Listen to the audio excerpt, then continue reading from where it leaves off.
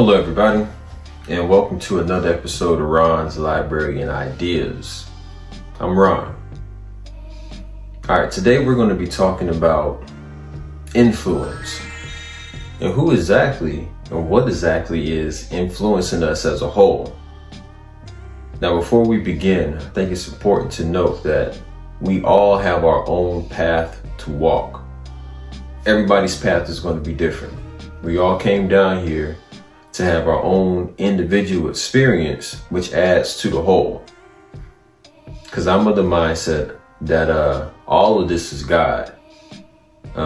Everything that you see exists inside the mind of God. So when you see people doing things that you disagree with, that you think are wrong, that's still God having an experience, and it adds to the whole. So recently, it's been a lot of conversation surrounding Jonathan Majors and his cover on Ebony magazine. Now, to some people, it was okay, there was nothing wrong with it. To others like myself, it was like, yo, why do they have him looking so feminine? Now they're gonna go back and say it was a tribute to a One Piece character.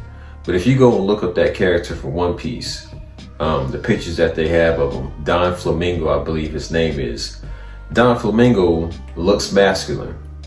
And in my opinion, the way that Jonathan Majors was posed on that magazine cover wasn't a masculine pose. Now, why does that matter? Well, one of the things that we know is that black people were the first people on the planet. You know, this whole thing is programmed by your mind, right? So since we've been on the planet the longest, programming it, the powers that be know that if they can get us on board with something, soon the rest of the planet will follow as well. And they also know that images are powerful. Images speak to your subconscious mind. So by them slipping in certain images of a black male who's like our new leading male character, and showing him in a effeminate light, that is something that's going to, you know, stick in the psyche of the people.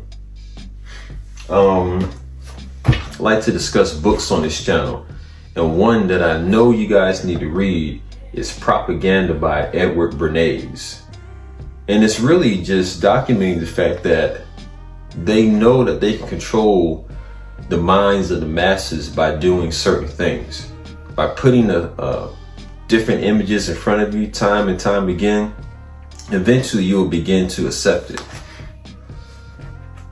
That image of the black male and the black woman has to be corrupted by them because they want confusion. From confusion is how they're able to exert more control over us.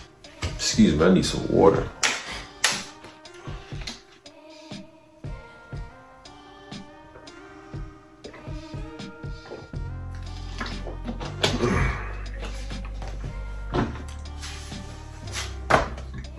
Okay, now reading out of a passage out of here.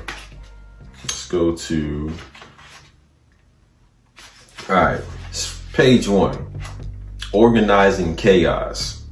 So if you leave individuals to do their own thing with no type of organizing principle in it, you get chaos, especially when you don't have people operating in their right mindset. You know, there is a natural order of things that's been messed up. There's masculine and there's feminine principles that we're all supposed to embody. Like there are roles that men are supposed to play and roles that women are supposed to play in order for a society to function. Now together, we were able to exist on this planet for trillions of years and build some very high functioning and high achieving societies. Now as of late, we have been operating within that balance. So now that we have chaos. So the first page of Propaganda says, the conscious and intelligent manipulation of the organized habits and opinions of the masses is an important element in democratic society. Those who manipulate this unseen mechanism of society constitute an invisible government, which is the true ruling power of our country. We are governed, our minds molded, our tastes formed, our ideas suggested, largely by men we have never heard of. So think about that. A lot of our ideas, our very way of life, the things that we think are right or wrong, is pushed on us by people we don't even see, following an agenda that we don't understand. And you really have to take a step back and look and understand how the game is played. The only reason, well, one of the only reasons they've been able to get away with the things they've been able to get away with is because men, we aren't stepping up to our natural role to be the leaders and protectors of our women and children in our society. So they are going to push that idea of having a emasculated male. You see it a lot now. And you know, it's interesting that people are so easy to be moved and fooled. I think about the fact that you see a lot of men wearing purses now. Now, some of them will call them a satchel or a man bag, but it's going across the chest or whatever, and it's a small bag that traditionally women have worn.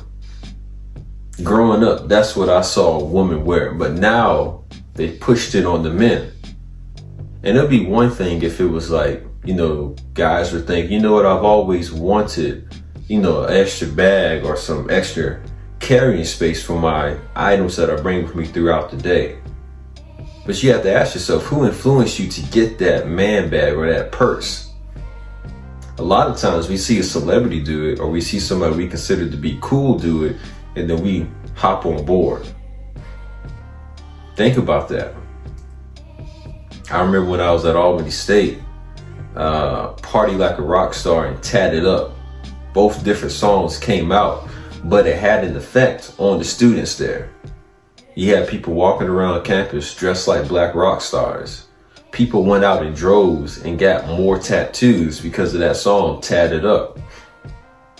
So think what seeing these type of images of black men like Jonathan Majors on the cover of Ebony magazine, what is that going to do to our psyche, the collective psyche? And that's the name of the game, controlling the collective psyche of the people. And more importantly, controlling that mindset of black men and black women in America. Because one of the things I've also learned is that the Egyptians, or that Egypt, was right here in the Americas. Now you can go and do your own research on that.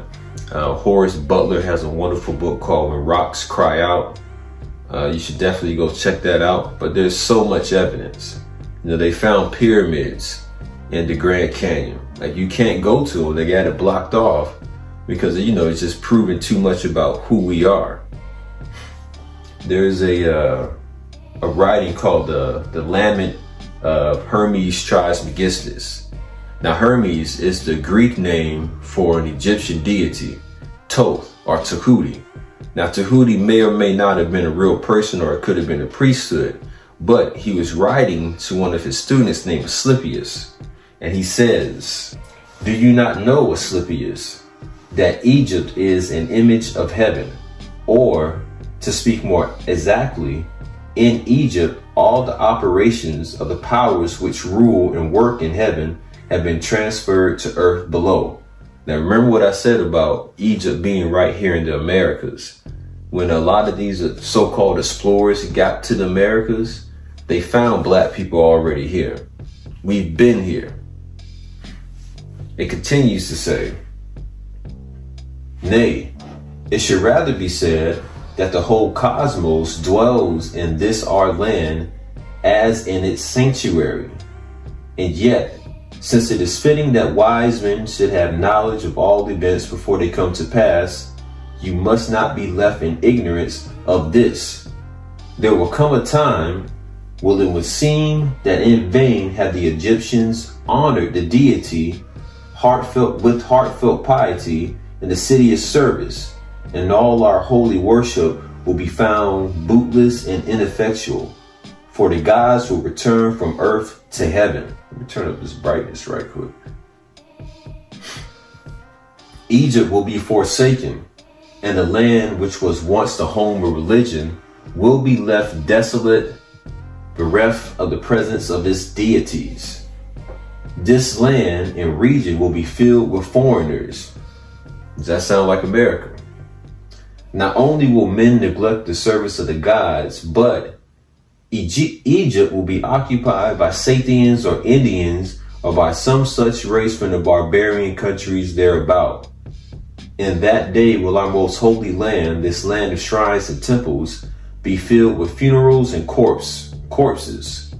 To thee, most holy, now I cry to thee. All right, I think that's enough. The things that are happening to us was predicted back in the day, that we knew this was going to come to pass. That's why if you look at all the things that our ancestors left behind for us from ancient Egypt, they were trying to teach us, how to develop the right mindset to where we could move beyond this place. Be that after death or getting on the right vibration or the right mindset and moving up to a higher plane of existence. As long as they have us operating outside of our true nature, not moving out of love and arguing amongst ourselves, that's how we keep our vibration low, and that's how we keep ourselves in this same rut that we find ourselves in. Excuse me. It's interesting. Once you realize how the game is played and why the game is played, it can stop having an emotional effect on you. You can just watch it and be like, okay, I see. I see the moves that they're making. And it really is all the game. They have it written on the walls in Egypt. Know thyself, O man, and you should know the gods in the universe. Because like I said at the beginning of this video, God is all. When you look in the mirror, you're seeing God. If you're listening to this, when you look in the mirror, you're looking at God. And when you look around you, you're looking at God also. It's all you. We're all down here having this experience together. But there are certain ones of us who want to keep us locked down and keep us bound up. It's time to step into our roles. And you must be the one to define what that role is, nobody else. Like I said, it's my opinion that what Jonathan Majors had on was feminine. I wouldn't wear it. But to somebody else, there's no problem with that. The point is, you have to decide for yourself and not just blindly follow the trends. Because if you just blindly follow the trends, that's going to lead you to a catastrophe. Think about the pandemic that we just got out of. Now everything is coming to light that what they call conspiracy theory is turning out to be, in fact, to be true. All the stuff that they ridiculed, all the censorship that they were putting on social media when somebody was saying something outside of what the mainstream media said was true. Now they're coming out and saying, okay, yeah, that stuff is true. Isn't that interesting? They played a mind game with us for a while, and a lot of people fell for it. But that's because they just have too much trust in the government. My mother always told me, put your trust in the Lord. Trust in yourself. Trust in your own common sense. Intelligence, brilliance is your birthright. You just have to, make yourself brilliant. You have to put the work in. When's the last time you read a book? When's the last time you felt like reading a book? Now ask yourself why. Like, what is it that makes me not want to be curious? Because, all children come out wanting to know, wanting to understand this world around them. But somewhere along the line, that changes. And that's not on accident.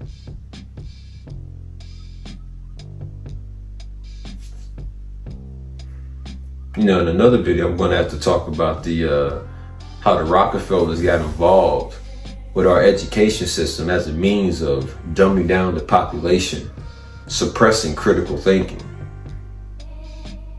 I believe they started that back in like 1932 with the General Education Board They poured all this money, the Rockefellers poured all this money into education to revamp it. And he's quoted as saying, "I don't want a nation of thinkers. I want a nation of workers." They want people who are just going to follow orders and do as they are told. They just want people who are going to follow the trends while they are the ones setting the trends. Are you wearing a purse? Are you a man and are you wearing a purse? And ask yourself, did you really want one beforehand, or are you wearing it because you saw somebody else wear it? Again, I think a purse is for women. But if you want to rock one, all right, go ahead. But you really got to ask yourself, when did I start wanting this? Something else that I think you need to read. The ISIS Papers by Dr. Frances Cress Welsing. She's an ancestor now, but in this book, she's explaining her ideas on white supremacy and racism and why they exist. And feminizing the black male is something she was writing way back in 1974. Let's see, I think it's on, page 81. This is chapter 6. The politics behind black male passivity, feminization, bisexuality, and homosexuality.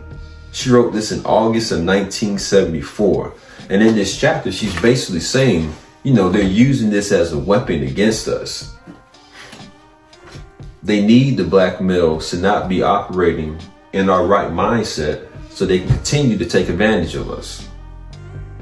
But as soon as we step into our masculine roles, that's when this begins to crumble. And, you know, she's writing from the mindset that, you know, we step back into our masculine roles, we could change this and everything will get better.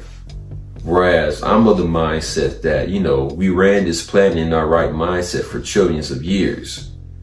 The only thing left to do was to exist down here in a state of ignorance. And that's what we've been doing. Because that adds to the experience as well. We know what that's like now. Now it's time to move on. That moving on part, what does that look like? That's up for you to decide. Who's influencing you? Who are your role models? Who are your children's role models? Are you just letting them learn at school, or are you teaching them yourself? Because the school's job is to crank out workers, not thinkers. And it's been that way since the Rockefellers got involved. Thank you for tuning in. This has been a short message from Ron's Library and Ideas. I'll see you next time. Peace.